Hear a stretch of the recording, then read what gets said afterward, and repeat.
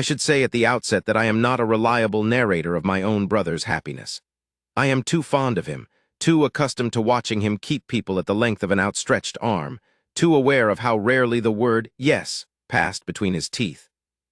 So when I tell you what happened at Hartwell in the 3rd week of November, when I describe the 3 days that changed everything, you should understand that I watched it happen from the sidelines with a degree of incredulous joy that I am still not entirely able to contain, even now, years later, sitting in the library at Hartwell with a glass of Crispin's excellent port, and the knowledge that I was present when it began.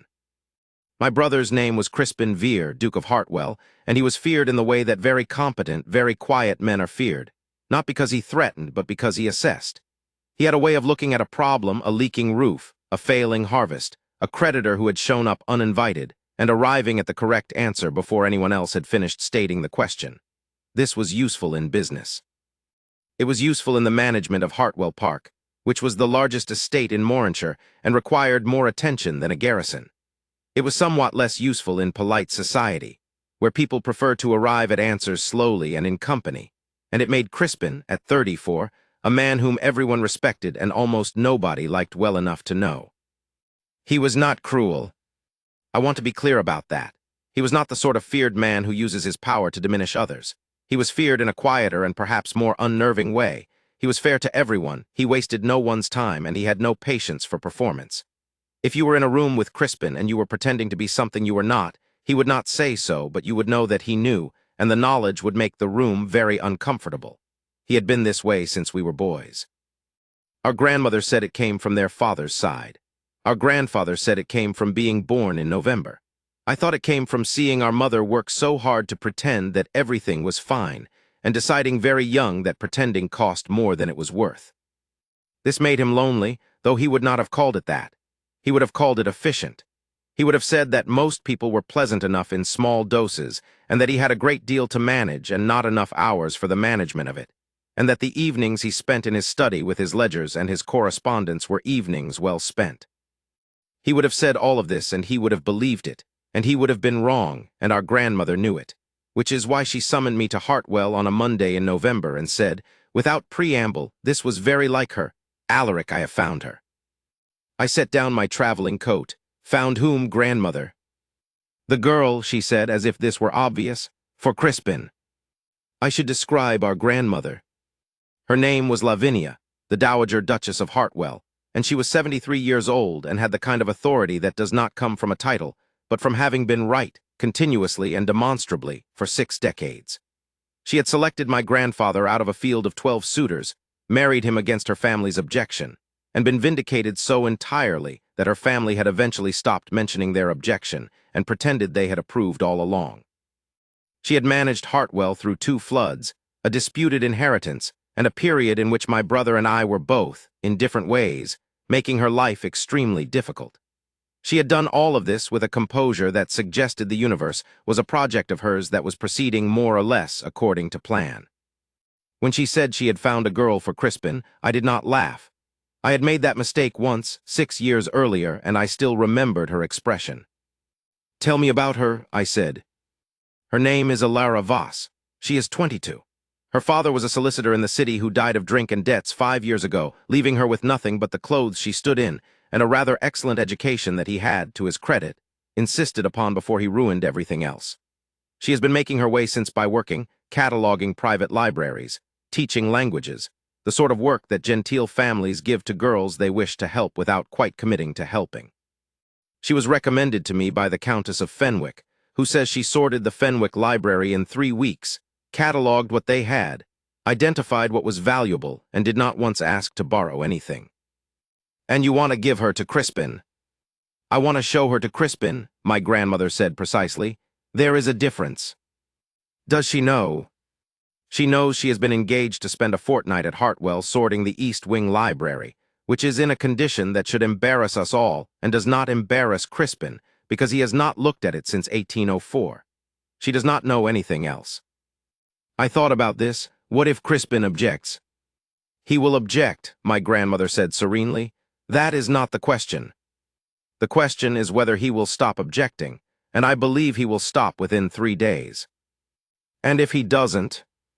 She looked at me with the mild patience of a woman who has never seriously entertained the possibility of being wrong about something important. Then I will have been mistaken. Alara will have a fortnight's employment and a letter from me that will open any number of doors, and we will proceed to the next candidate. She paused. But I will not have been mistaken.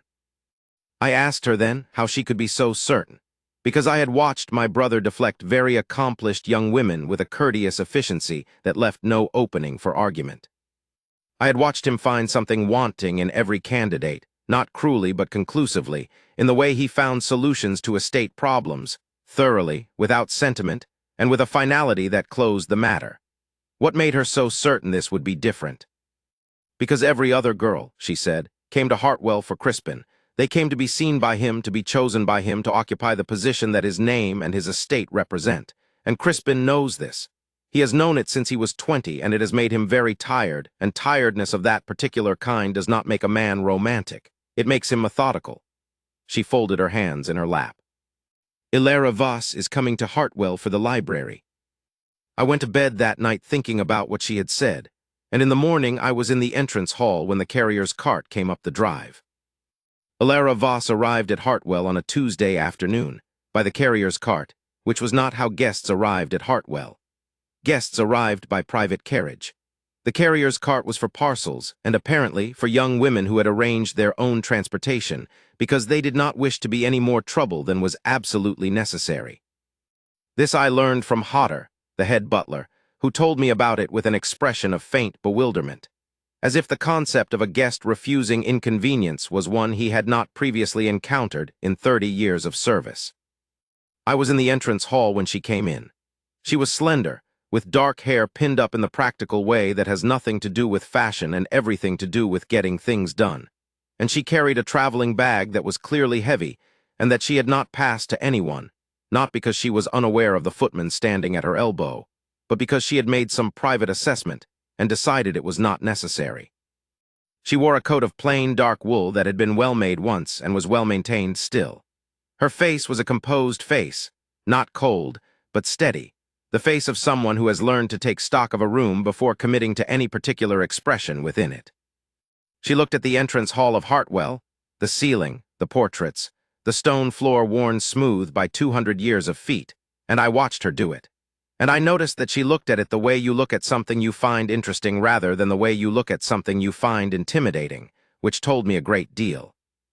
"Miss Voss," I said, stepping forward, "I'm Alaric Vere, the Duke's brother. You're very welcome to Hartwell."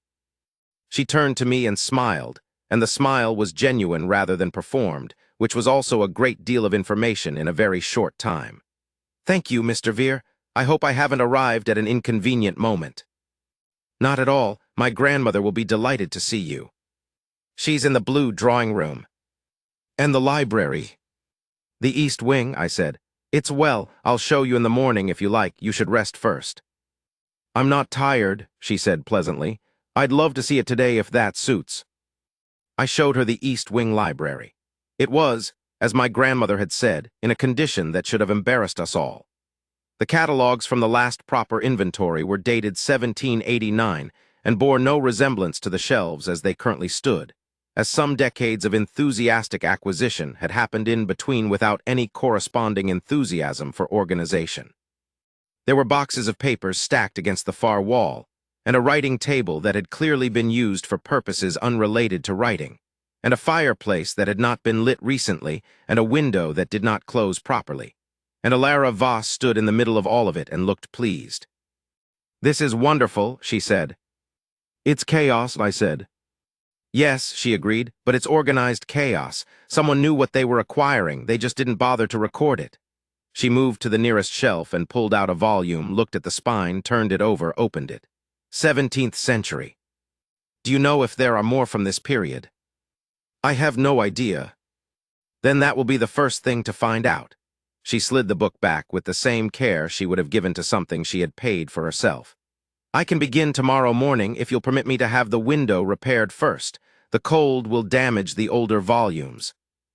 I told her the window would be seen to. I showed her to her rooms. I went directly to my grandmother's sitting room and found her playing patience at the small table by the fire. She asked to see the library immediately upon arrival, I said, and her first concern was the east wing window. My grandmother turned over a card. "Yes," she said, "that sounds about right." I sat down across from her. She didn't ask anything about Crispin. "She wouldn't," my grandmother said. "She's here to do a job, she'll do the job." She turned over another card. "Crispin will notice that she's here to do the job. That will be what catches his attention, not that she's trying to catch his attention, because she won't be. That's the whole point, Alaric." I considered this. "Your plan," I said, "depends on my brother being caught by the absence of the thing he's usually on guard against." "Yes. It's rather a sophisticated plan." "It's a very simple plan," my grandmother said. The sophisticated part was finding a girl who wouldn't ruin it by trying to be sophisticated. Crispin arrived home from the lower farm at 5:30, which was when he usually arrived, because he ran his days with a precision that the estate's clocks were set by, and found a stranger at his dinner table. He did not show alarm. Crispin never showed alarm. He showed something more controlled than alarm, which was a very precise attention, a sharpening of focus that people who didn't know him sometimes read as displeasure, and that I read as the particular quality of his concentration when something unexpected had entered his field of assessment. Our grandmother introduced Alara as Miss Voss, who has come from the Fenwicks to sort the East Wing library, and Alara said, "Good evening, Your Grace," and resumed the conversation she had been having with Hodder about the correct altitude for storing leather-bound volumes, which was, as conversations went, not the conversation most young women would choose to continue at the moment of a duke's arrival. Crispin sat down. He looked at her. She was talking about humidity and leather and the relative merits of certain wax preparations, and she was doing so with the same quiet authority she had brought to inspecting the library that afternoon, and she had not adjusted her posture or her volume or her expression in any way to accommodate his presence. She was not ignoring him, she acknowledged him when addressed. She was simply continuing to do what she had been doing, which was talk about the thing she found interesting. I watched my brother eat his soup. "Miss Voss," he said, when there was a pause, "the East Wing Library has not been properly catalogued since 1789. 1792, actually," she said. "There's a partial inventory from 1792 in the third drawer of the writing table. It only covers the south wall, but it's better than 1789. She looked at him directly, without apology or performance. "Your great-grandmother's hand, I think. She had a very organized approach to the classification of natural philosophy." Crispin looked at her for a moment. "You found that today?" "This afternoon, yes. I also found 3 volumes that I believe may be considerably more valuable than the estate's records suggest, if you'd like me to set them aside for a proper assessment." "Which volumes?" She told him. She described them with precision: title, date, probable printer, condition, the specific characteristics that suggested significance. Crispin listened, and I watched him the way you watch someone unknowingly touch a live coal, with the anticipatory certainty that something is about to change and the helpless knowledge that you cannot warn them. He asked 3 questions. They were good questions, the sort of questions that show you know enough to ask the right thing. She answered them directly, without the slight softening or rounding that most people apply when they answer a duke, as if they are aware that disagreeing too plainly might be unwise. She did not soften anything. When she thought the 3rd question was based on an incorrect premise, she said so, and then explained the correct premise, and Crispin listened to this without any expression that I could read as displeasure, though most men would have found the correction unwelcome. When the exchange was done, he said, "Thank you, Miss Voss," and returned to his dinner with an expression that was, for him, unusually thoughtful. Our grandmother sipped her soup. She did not look at me. She did not need to. After dinner, when the ladies had withdrawn and Crispin and I sat with our port, he said nothing for a long while. This was not unusual. Crispin's silences were comfortable, if you knew him, because he was not silent from awkwardness but from thought, and the thought, when it resolved, was always worth waiting for. I drank my port and watched the fire. "She found the 1792 inventory," he said. "Yes, she mentioned it." "My great-grandmother's inventory," he turned his glass. "I didn't know it existed." "Neither did I." "She found it on the first day."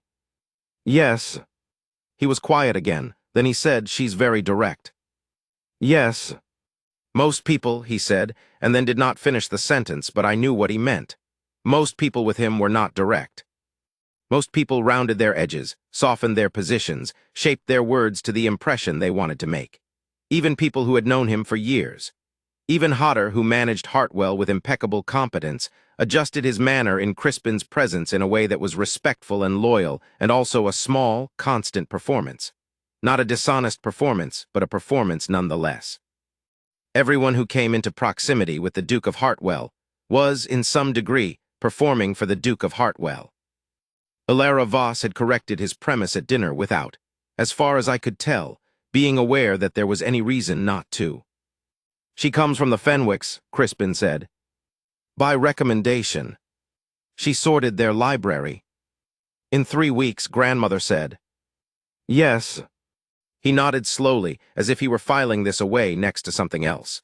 Then he refilled his glass and the conversation moved on to the lower farm, which had a drainage problem he needed to think about, and the moment passed. But it had been there.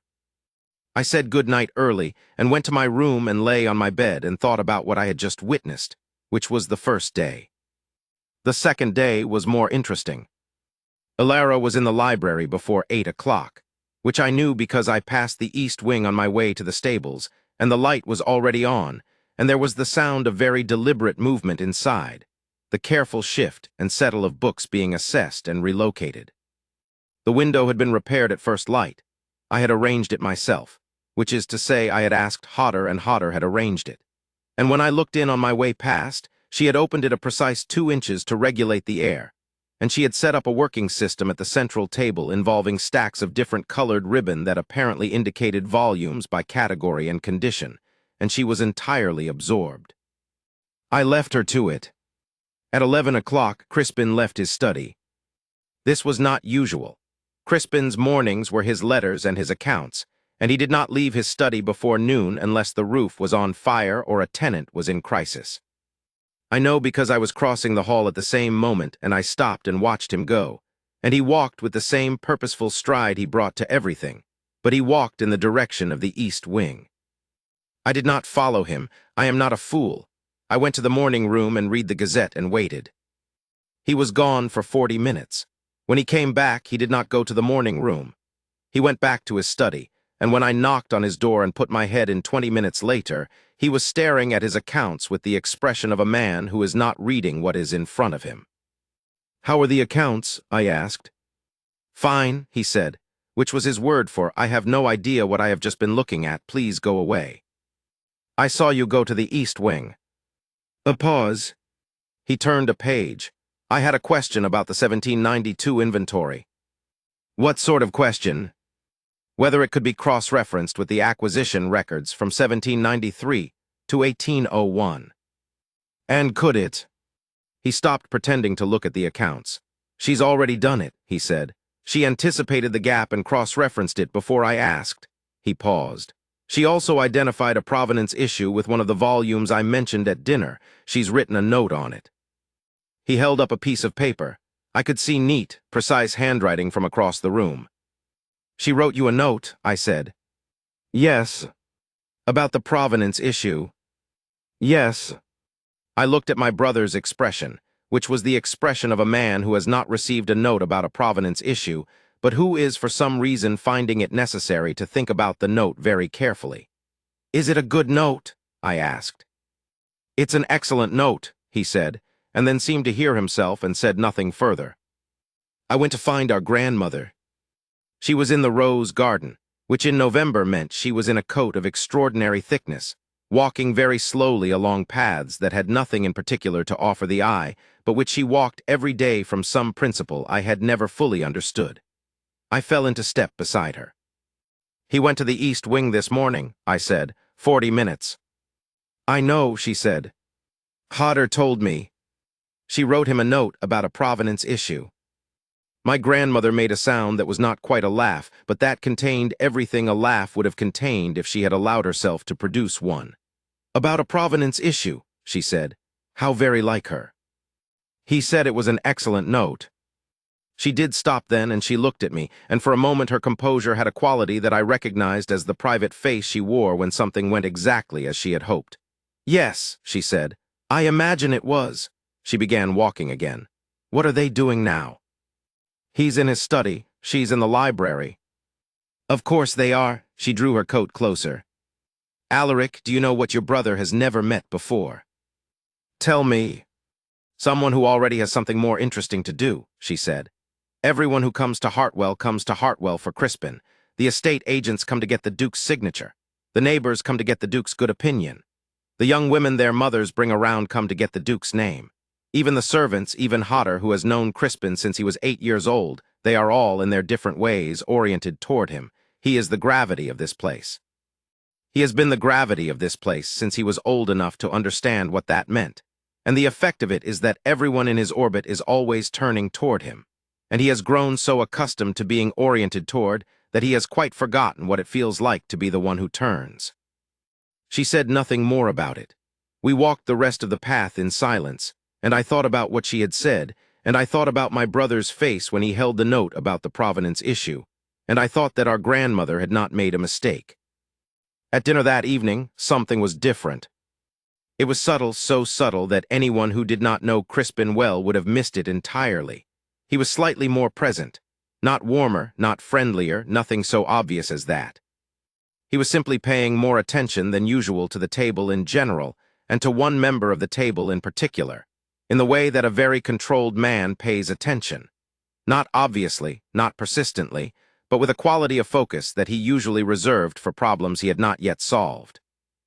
Alara mentioned that she had found a series of letters in the back of the third cabinet, letters between my great-grandfather and a correspondent in Edinburgh, discussing a collection of natural philosophy texts that had apparently been purchased in 1784 and had either never arrived or had been shelved under an entirely wrong classification. Crispin asked whether the letters gave the name of the Edinburgh bookseller. She said yes and named the firm. He said nothing for a moment, and then said that his great-grandmother had kept a separate record of acquisitions from Edinburgh in a blue ledger that he believed was in the second drawer of the desk in the muniment room, if it had survived. Alara looked at him with genuine attention. How do you know that? She mentioned it in a letter to my grandfather, he said. I read the family correspondence last winter. You read the family correspondence? In the evenings, he said, when the accounts are done. He said it simply without apology the way she said things, as the plain fact of a habit, nothing performed about it. She considered this. Then the letter mentions what was in the blue ledger. Not specifically, but it mentions the Edinburgh bookseller by name, and she says something to the effect that she keeps her Edinburgh records separately, because her husband had a habit of borrowing from her ordinary catalogues and forgetting to note what he'd done with things. Alara was quiet for a moment, and then she said, Your great-grandmother sounds like someone I would have liked. I was watching Crispin's face. It was not a dramatic change. He was not the kind of man who permitted dramatic changes to his face. But there was something that shifted, something quiet and interior, the way a house makes no large movement, but you can tell, nonetheless, that a door somewhere has opened.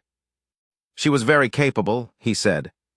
The estate was considerably larger in her day, and she managed the accounts herself. He paused. She's not well represented in the portraits. There's one in the long gallery, but it was done when she was young, before she'd become herself.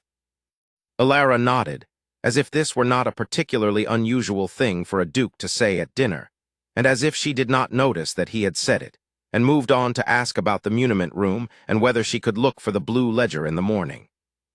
I'll find it for you, Crispin said. Alara glanced at him. That's very kind, but if you tell me which drawer. I'll find it, he said, and there was a quality in the sentence that was not quite insistence, but was something adjacent to it. The quality of a man who has decided to do a particular thing and does not intend to be dissuaded, and who is not entirely sure himself why he has decided it. My grandmother made no comment.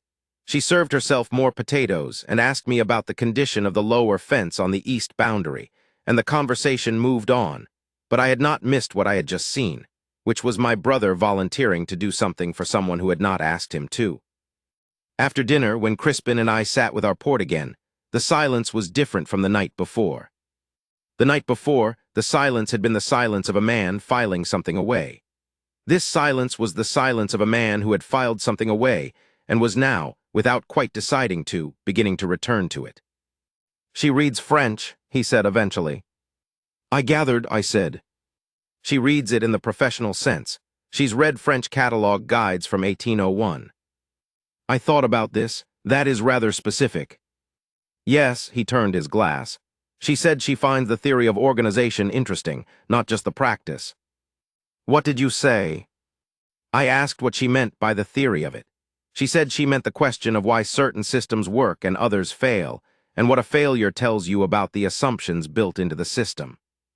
He was quiet after that for a moment. And what did you think? I asked. I thought, he said slowly, that it was the correct question to ask about any system, that the failure is always more informative than the success, because success can be accidental and failure is diagnostic. He paused. I have never heard anyone else say it in exactly that way. I said nothing.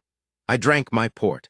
I thought about my grandmother in the rose garden saying that Crispin had grown so accustomed to being oriented toward that he had quite forgotten what it felt like to be the one who turns, and I thought that the turning was beginning, and that it was going to be quite something to watch. That was the second day.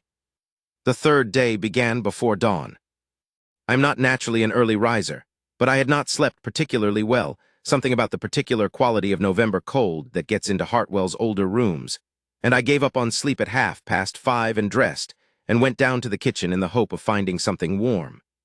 The kitchen at Hartwell in the early morning is a place of considerable activity, because a large estate requires a large amount of preparation, and I was not the first person there. The cook was already at work, and 2 of the kitchen maids were at the long table, and the fire was high, and it was warm and smelled of bread, and I was grateful. What I was not expecting was to find Alara Voss at the small work table in the corner, with a cup of tea and a notebook, making very small and careful annotations in a hand I recognized from the provenance note. She looked up when I came in. "Good morning, Mr. Vere. I hope I'm not in the way." "Not at all." I poured myself a cup of tea from the pot on the hob and looked around. "You're here early." "I couldn't sleep," she said simply. "I kept thinking about the Edinburgh letters. I think the collection arrived, actually. I think it's been miscatalogued under a different system, and it's on the north wall behind the later acquisitions. I wanted to write down the argument before I lost it." She showed me the notebook. The argument was very clear, a sequence of references and cross-references leading to a proposed location for the missing Edinburgh volumes, and I am not a librarian, but I could follow it, which said something about how she had written it. Each step was labeled with its source and its reasoning. Where she was uncertain, she had written probable, and where she was more certain, she had written likely. She had invented nothing. She had only followed the evidence where it led, and then written it out so the path could be checked. "That's impressive," I said. "It might be entirely wrong," she said, with a candor that was so complete it was almost refreshing. "I won't know until I look. But I find it easier to write the reasoning out when I can't check it, and then look in the morning and see if the reasoning still holds." I sat down across from her. The kitchen was warm and busy around us. I said, "Have you always done this sort of work?" She considered the question.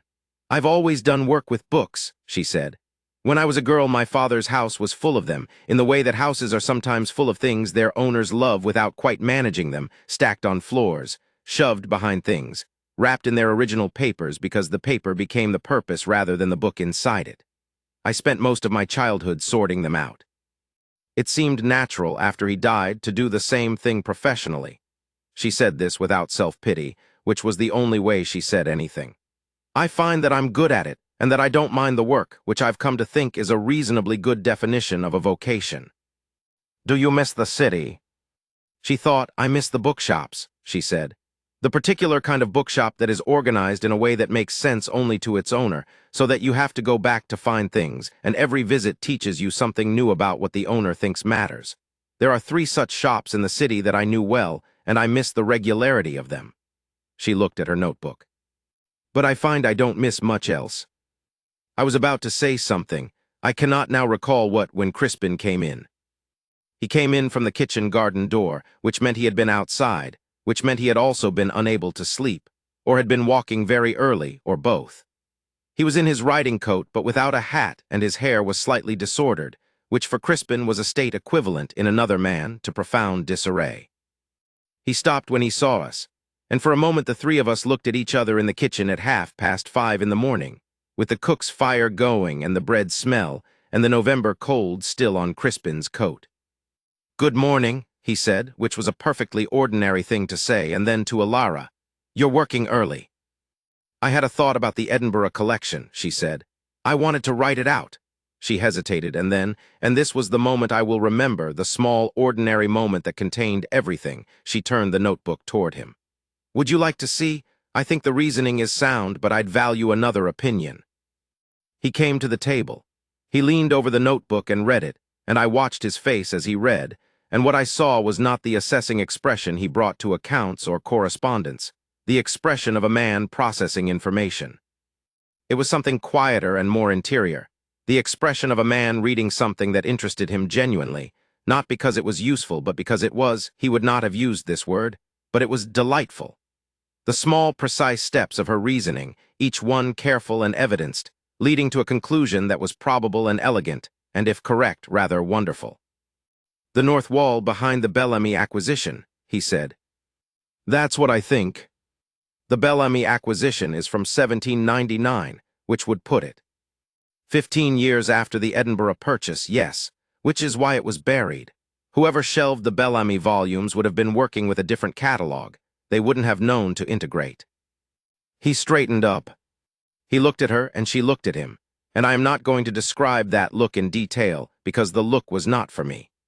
What I will say is that it was the kind of look that happens between two people when they have both arrived at the same place from different directions, and have not previously known that such a meeting was possible. "I'd like to look at the north wall this morning," he said. "So would I," she said. "I thought after breakfast if you're not." "Before breakfast," he said. "The light is better." I picked up my tea and left the kitchen. I was not needed in the kitchen. I went to my grandmother's rooms instead, because it was still early enough that she had not yet come down, and I knocked on her sitting room door, and her voice said to come in. She was in her chair by the window in her dressing gown and cap, and she was reading, and she looked at me when I came in with the expression of a woman who has been awake for some time and is not surprised to see me. "Crispin is in the East Wing library with Miss Voss," I said, "looking at the north wall at 5:30 in the morning." My grandmother lowered her book by exactly 2 inches. "The Edinburgh letters," she said. She had a theory. She showed him the notebook. He said before breakfast. My grandmother was silent for a moment. Then she raised her book again to its original position and said, without looking at me, "Go and have your breakfast, Alaric. I will come down at the usual time." "You knew he'd go," I said. "You knew this specifically." I knew that a man who reads the family correspondence in winter evenings for interest is a man who has been looking for something to interest him, and has not found it in the usual places. I knew that a woman who wakes before dawn to write out a reasoning she cannot yet check is a woman who understands what it is to find something genuinely interesting, and that this is a quality your brother has almost never encountered directed at something he cares about. She turned a page. I did not know about the Edinburgh letters specifically. The Edinburgh letters were a gift. I went and had my breakfast. At 11 o'clock, Crispin and Alara came into the morning room where I was reading, carrying between them a stack of slim folio volumes wrapped in their original Edinburgh booksellers paper from 1784, which had kept them so well preserved that the paper was almost perfectly legible, which Alara said was remarkable, and which Crispin said was because the north wall of the East Wing library faced away from the sun and maintained a more even temperature than the south wall, which Alara said was also remarkable, and that she would note it in the catalogue. They were talking over each other slightly, the way people talk when they have just made a discovery together and the excitement of it is still running. There was color in Alara's cheeks that had not been there before. Crispin's hair was still slightly disordered. They put the volumes on the morning room table and began to unwrap them with a care and eagerness that was entirely unperformed, entirely genuine. The excitement of people who love what they are doing and have just done it very well. "We should tell your grandmother," Alara said, unwrapping the second volume with careful hands. "She'll want to know about the provenance." "She'll want to know before she's had her second cup of tea," Crispin said, and there was something in his voice that was not quite dry and not quite warm, but was precisely in between the two. The voice of a man who has relaxed by approximately 1 degree without being aware that he has done so. "We should wait until she has." "Is she very particular about her tea?" "She is particular about everything," he said, "but tea is foundational." Alara glanced at him with a flash of something that was amusement, brief and genuine. "Noted," she said. She turned the volume in her hands and read the frontispiece with an expression of quiet satisfaction. "This is very well preserved. The binding is original." She passed it to Crispin without ceremony, as if handing things between them were already a thing they did. He took it, he looked at it with the same attention she had. "The Edinburgh bookseller stamped the end paper," he said. "Every volume, it's how I was certain," she began on the third. "Your great-grandmother would have been pleased, the collection is complete." All 17 volumes, which the letters said were purchased together. Crispin set the volume down. He looked at Alara, who was still examining the third volume, and his expression in that moment. The expression of a man watching someone do something well, and feeling something about it that is not quite pride and not quite admiration, and is, in fact, something considerably more particular. His expression at that moment was the second thing I will remember from those 3 days, after the look in the kitchen. Our grandmother came in at 11:30, had her tea, her second cup, as it happened, because I had been able to offer some intelligence through Hodder about timing, and received the Edinburgh news with the composed delight of a woman who has catalogued many great moments and knows how to receive one. She asked all the right questions. She thanked Alara for her work and Crispin for his contribution of the family correspondence, which she said she had always known would prove useful to someone. And she looked at the two of them sitting across the table from each other with the Edinburgh volumes between them, and she said, quite naturally, "Shall we have a proper luncheon?" I think this deserves a proper luncheon. Luncheon at Hartwell, when my grandmother decided it should be a proper luncheon, was a different thing from the usual quick meal Crispin took at his desk between one task and the next.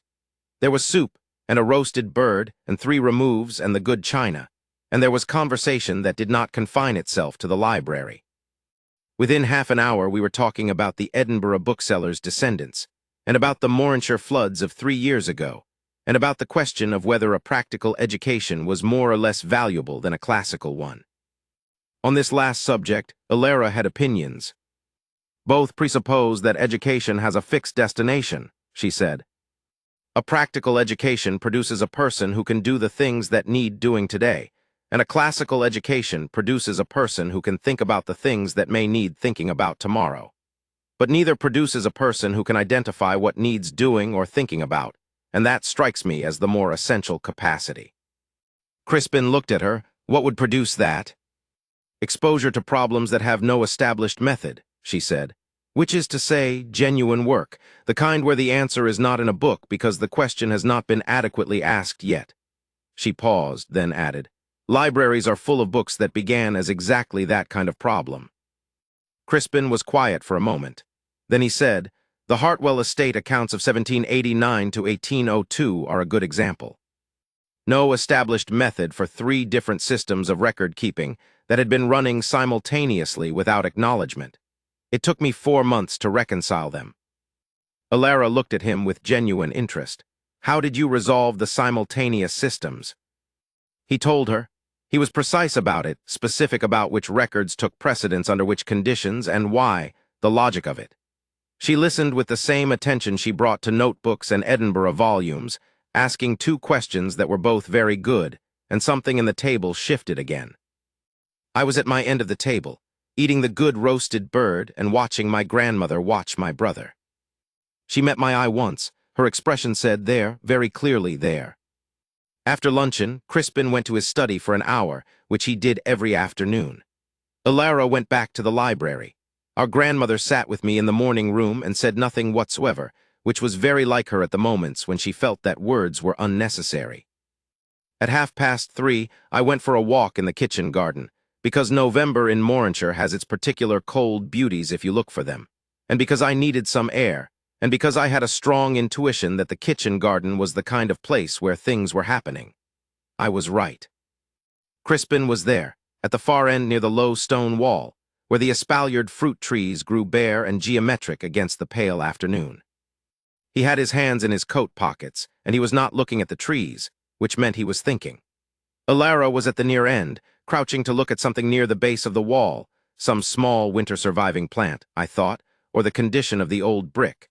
And she had not heard me come in and was absorbed in whatever she was examining with the same quality of attention she brought to the Edinburgh volumes. I stopped in the gateway and watched. After a moment, Crispin turned and saw her.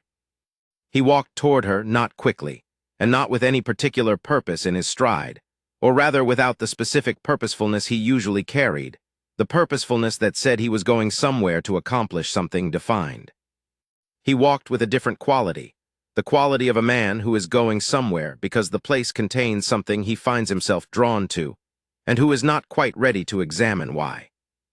Alara stood when she heard him coming, brushing the cold dirt from her gloves, and said, "Did you know there's sage growing here, right against the base? It shouldn't survive November this far north, but it has." "My great-grandmother planted it," he said. "She believed in planting things that weren't supposed to survive and then providing the conditions they needed. She did it with plants and with people." He paused and then said, with the slightly careful quality of a man who is choosing honesty over convenience, "She would have liked your system in the library." "The ribbon system?" Alara looked at him with mild surprise. "It's not original. It's from a method I read about in a French catalog guide from 1801. I adapted it." "You read French catalog guides?" "When they're interesting, yes." She said it without self-consciousness, the way she said everything, as if the truth of a thing were simply its truth, and announcing it required no particular preparation. "I find organization genuinely interesting, the theory of it, not just the practice. Why certain systems work and others fail, and what the failure tells you about the assumptions built into the system." Crispin said nothing for a moment. The kitchen garden was quiet around them, the only sound the occasional distant movement from the stables and the low, cold wind off the north fields. "Miss Voss," he said. "Yes, Your Grace." He was quiet for a moment in a way that was not hesitation, or not quite hesitation.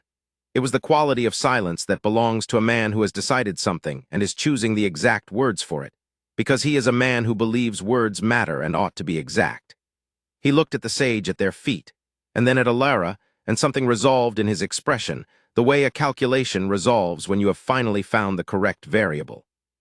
"I am going to ask you something," he said, "and I want to be clear before I ask it that you are entirely free to decline, and that if you decline, the fortnight arrangement stands and my grandmother's letter stands, and nothing changes in what you are owed for the work." Alara looked at him without expression, or rather with that composed readiness she brought to new information. "All right," she said. "I want to ask whether you would consider marrying me." The kitchen garden was quiet. The afternoon light was gray and clean, the way November light is when it is not trying to be anything else. Alara said, "Why?" It was the question I would have asked had I been her. It was also exactly the wrong question for most dukes, who are not accustomed to being asked to justify themselves, which is why most dukes would not have answered it. But Crispin was not most dukes, and the word "why," the honest, direct, plain quality of it, the refusal to simply say yes or no without understanding what she was saying yes or no to, was apparently the right question after all. "Because," he said, and then stopped and reorganized and said it properly. "Because I have spent 3 days in the same house as someone who has better things to do than attend to me, and I find I would like to be in the same house as that person indefinitely. Because you asked to see the library before you rested after a long journey, and your first question about the library was about the window.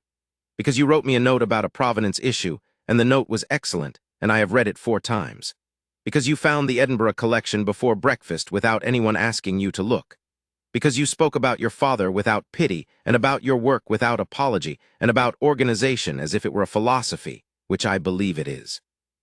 Because you asked me at luncheon how I resolved the account systems of 1789, and you listened to the answer the way that people listen when they genuinely want to know, which is different, I realize now, from the way most people have listened to me." He paused. "And because my great-grandmother planted sage against the north wall in conditions where it shouldn't have survived, and it has survived for 60 years. And that seems relevant, though I am not entirely sure how." Alara looked at him for a long moment. The cold was in the garden with them, and the bare espaliered trees, and the November light that asked nothing of anyone and showed everything plainly. Then she said, "You've only known me for 3 days." "Yes," he said. "I'm aware of that. I'm not asking you to decide in the next 3 minutes. I am asking whether you would consider it." "I would need to know more," she said. About the estate and about what you expect and about what Hartwell would be, I'm not afraid of hard work. I've been working since I was 17. But I need to know what I'd be working for and with. That is a reasonable requirement, he said. I'd propose that you finish the fortnight and we talk each evening and you ask anything you want to know and at the end of the fortnight you decide. And if at any point you decide the answer is no, I will honor that entirely. She considered this. That seems fair. I try to be fair. I've noticed, she said, and then quietly, it's one of the things I noticed.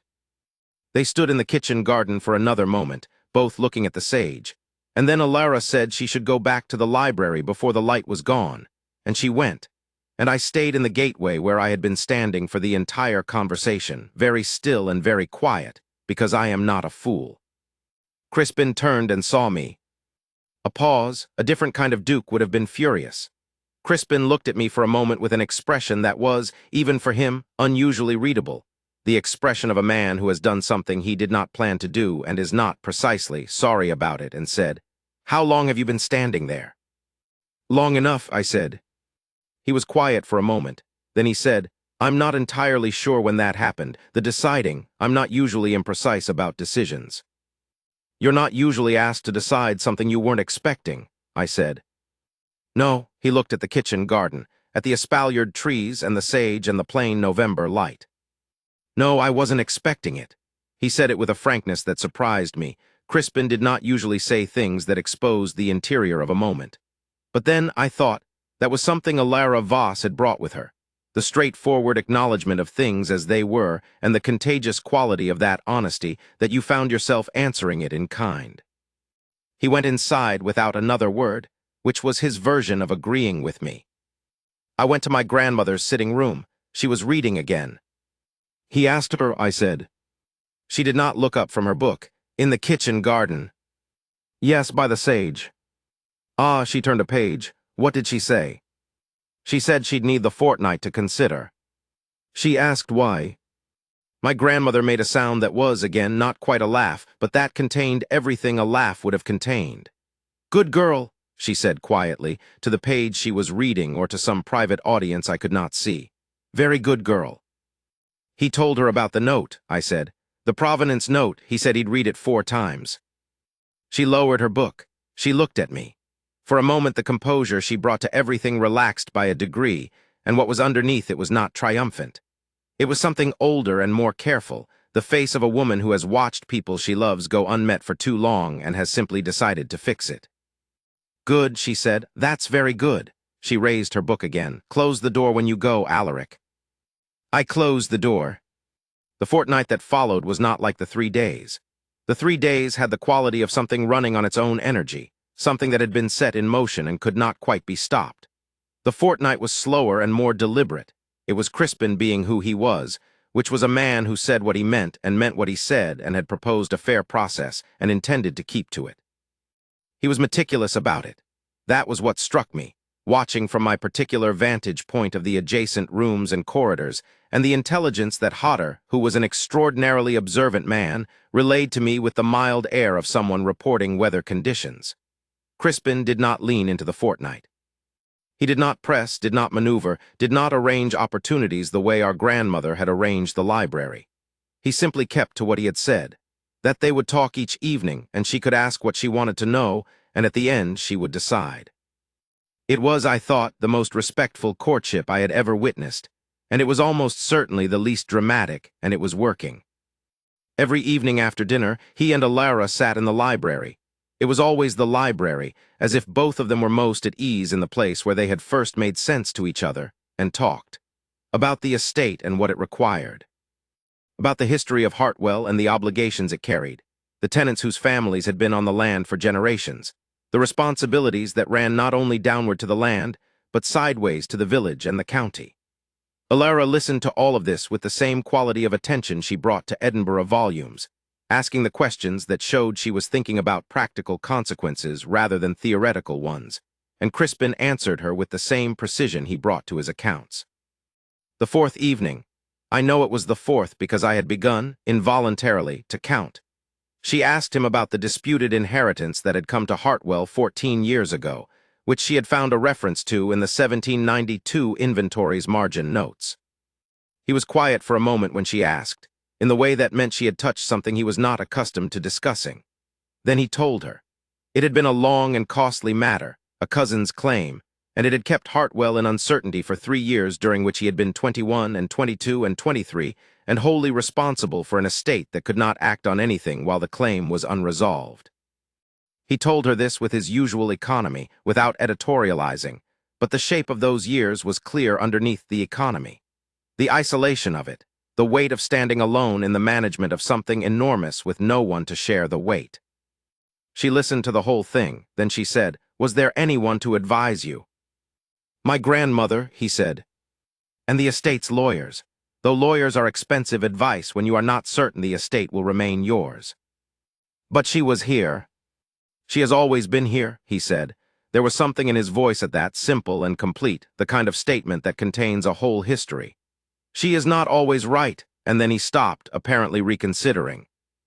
Alara waited, and when the silence had continued long enough, she said, with the faintest edge of dry amusement, "She's not always right." "She is usually right," he said, "which is not quite the same thing, though it produces the same practical effect most of the time." "Do you know yet," she asked, "whether she's right about this?" A pause. "Yes," he said. "I knew on the first day, which is why I proposed on the third. I thought that was already quite delayed for me." That exchange, too, I received through Hodder, who reported it with the expression of a man who has worked for the family long enough to understand that he has just witnessed something significant. She asked one evening what his day actually looked like, not the formal account of it, but the actual sequence of it from morning to night. He told her in detail with the same willingness to be specific that he brought to everything. She listened and then said, "When do you read? The family correspondence and the other things?" "Evenings," he said, "after 9 o'clock when the correspondence is done." "Alone?" A pause. "Yes."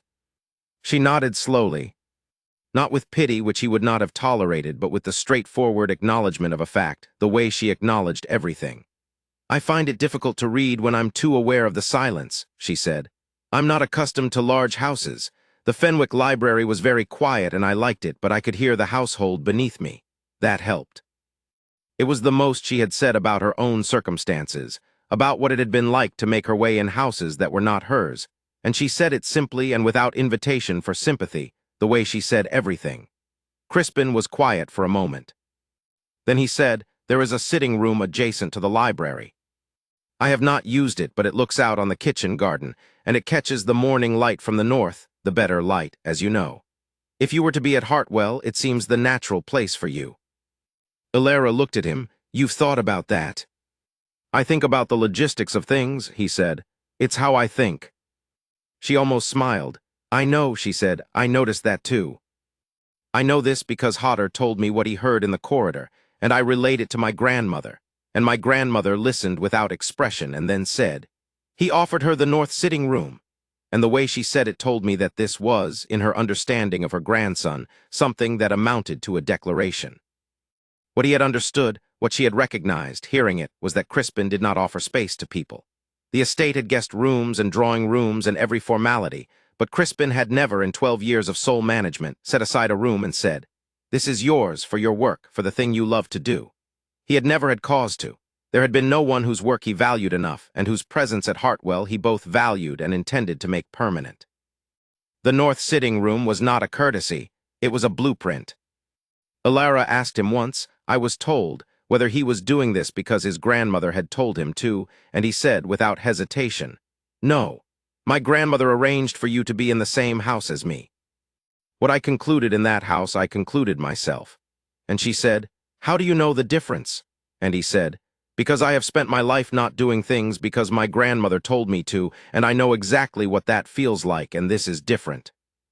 She laughed. I didn't hear it, but Hodder did, and reported it to me, and I treasure the report. At the end of the fortnight, on a Saturday, Alara asked to speak with our grandmother. I learned this later. I was not in the room. I was told by my grandmother that evening in her sitting room over her second cup of tea, and what she told me was this. Alara had come to her room and sat down in the opposite chair and said, "Your Grace, I want to understand your interest in this before I decide." And my grandmother, because she was my grandmother, had said, "What do you want to understand?" "Why you chose me," Alara said. "Not another girl, not a girl from a family with connections who could offer the Duke something." "Me?" And my grandmother had looked at this girl, this quiet, precise, unperforming girl with her heavy traveling bag and her notebook and her excellent reasoning and her direct, "Why?" and said, "Because Crispin has been the gravity of this place for 12 years, and the things that orbit him do so because he is powerful, and he has never known what it would feel like to be seen by someone who was busy looking at something else. And because you came here to do a job, and you did the job, and you would have gone home and done the next job, and that is the only kind of person who could have reached him." She had paused. "I chose you because you are exactly what you appear to be, and I thought that might be enough." Alara had been quiet for a moment. Then she had said, "He said the provenance note was excellent." "It was excellent," my grandmother said. "I read it too." "He said he'd read it 4 times. "Yes." Alara had thought about this. Then she had said quietly, "I think I'll say yes." My grandmother had said, "I thought you might." She had said it, I believe, not from smugness, but from something gentler.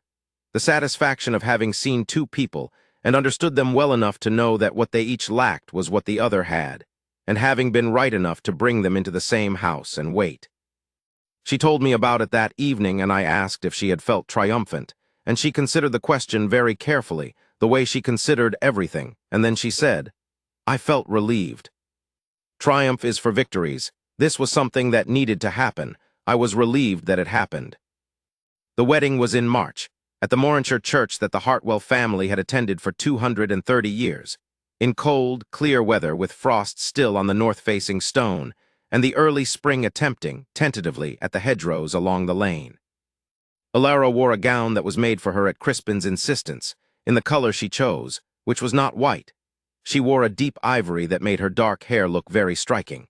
And she was attended by 2 friends from the city whom she had kept through the difficult years since her father died, which Crispin had thought worth knowing about and had arranged transportation for without being asked, and without mentioning that he had arranged it. Which was the thing that Alara told me later she had found most characteristic. He had also, without any announcement, arranged a small endowment for the East Wing Library's continued maintenance, which Alara did not discover until 2 weeks after the wedding when she found the notation in the household accounts. She came to find him in his study when she found it, and held up the notation, and he looked at it and said, "The north wall needs proper environmental management. I thought you might prefer to oversee it yourself." And she looked at him for a moment and said, "You didn't tell me," and he said, "You would have said it wasn't necessary," and she said, "It isn't, strictly speaking," and he said, "No." And they looked at each other, and she went back to the library, and I was told later that she was smiling when she did it. But I am getting ahead of myself. The wedding. The morning of the wedding, I found my grandmother already dressed, sitting in the north sitting room, Alara's sitting room as it was now understood to be, though Alara had not yet moved her books there, looking out at the kitchen garden. The frost was still on the beds. The espaliered trees were silver with it. The sage, as far as I could see from the doorway, was still green, because of course it was. "Good morning," I said. She did not turn. "Good morning, Alaric." She was quiet for a moment, looking at the garden. "He used to walk that path in the evenings," she said, "when he was a boy, after his mother died and his father had gone, and he was managing what he could understand of the estate and not managing the rest of it at all. I would watch from this window, and he would walk the kitchen garden path for half an hour, and then come inside and do whatever he could and say nothing about the rest." She paused. "He never knew I watched." I said nothing. "He has spent a very long time," she said, "doing what could be done and not speaking of the rest. That is an admirable quality in a duke and a lonely quality in a person." She turned from the window. "She will change that. Not because she intends to change it, but because she speaks plainly, and so does he. And when 2 people both speak plainly, it becomes very difficult to maintain a dignified silence about the things that matter." She rose and went to dress for the church, and I stayed a moment longer looking at the kitchen garden with its frost and its sage. And I thought about what she had said, and I thought about my brother at 21 with a disputed estate and a grandmother at the window. And I was glad for the morning, and for March, and for the whole good complicated thing that was about to happen. Our grandmother sat in the front pew in a coat of deep blue that she had ordered specifically for the occasion, and she watched the ceremony with the expression she always brought to things that went according to plan, which was not smugness, but something quieter and more earned. The satisfaction of having been right about something that mattered, and of having done the work to make that rightness count. I was beside her, which is where I always am at the moments that count.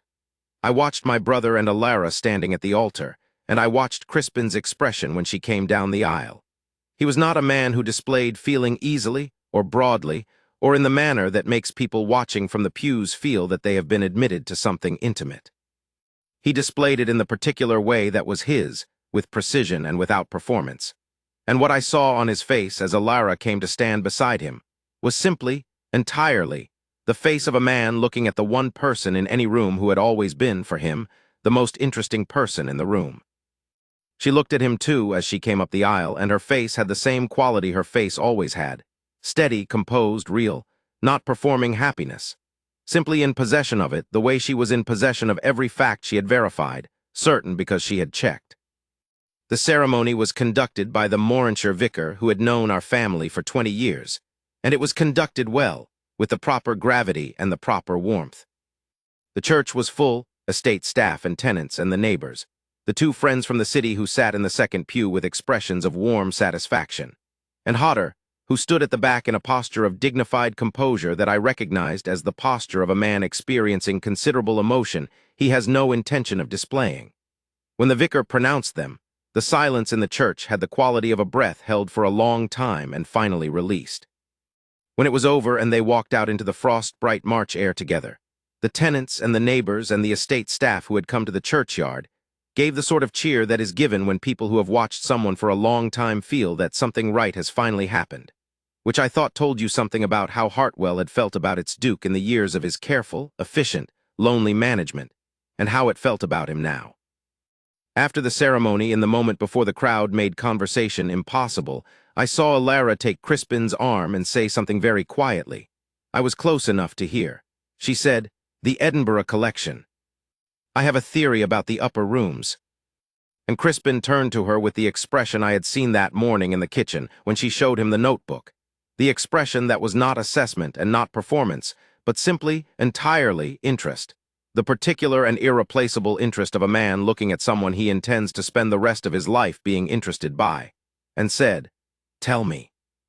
And she told him, there in the doorway of the Morinshire church with the frost light coming in and the tenants cheering in the churchyard and the March wind stirring the early hedgerows, in precise and careful and quietly delighted detail.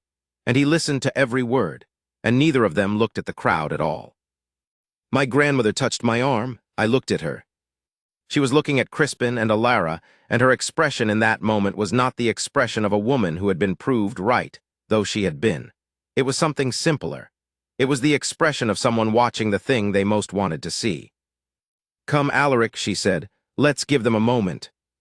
We went ahead into the cold March air, and the bells rang, and the frost caught the light, and somewhere behind us in the doorway of a church 230 years old, the most feared man in Morinshire was listening, with complete and devoted attention, to a woman talk about books.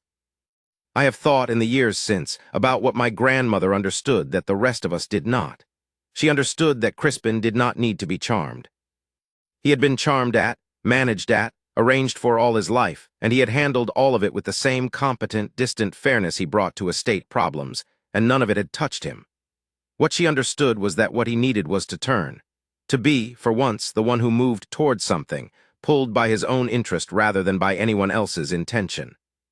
She gave him that. She gave him Alara's presence in the house, and then she stepped back, and she let his nature do what his nature would do if the right thing were near enough. That was all it took in the end. A woman with a notebook and a theory about the north wall and the plain honesty to say, why, when asked a question that deserved to be answered. A man with 4 months of accounts, and a habit of reading family letters in the evenings, and a great-grandmother who planted sage in November. 3 days and the particular cold light of Morinshire in autumn, and all the evenings of a fortnight in the library, and a sitting room with a north-facing window that has never been empty since.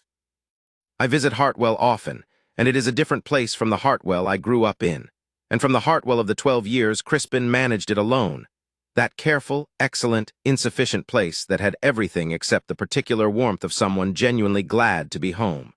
It is not noisier, exactly, or warmer in the usual visible ways.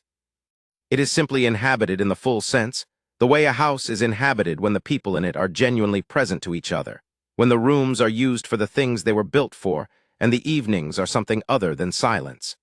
The East Wing Library has been properly catalogued for the first time in a century. The upper rooms were opened the spring after the wedding, and there were indeed more books, and the blue ledger from the muniment room has been cross-referenced with the Edinburgh letters, and the Edinburgh collection sits in the north wall alcove behind a proper environmental glass that Alara specified, and Crispin ordered the day she described it to him. And in the north sitting room in the mornings, when I visit and come down early, there is a light on and a notebook on the work table, and the window is open precisely 2 inches to regulate the air against the old bindings. Some habits are not merely habits. They are, I have come to think, a kind of signature, the plain, persistent mark of a person who has always known exactly what they were doing and why. My grandmother was right about everything. She usually is.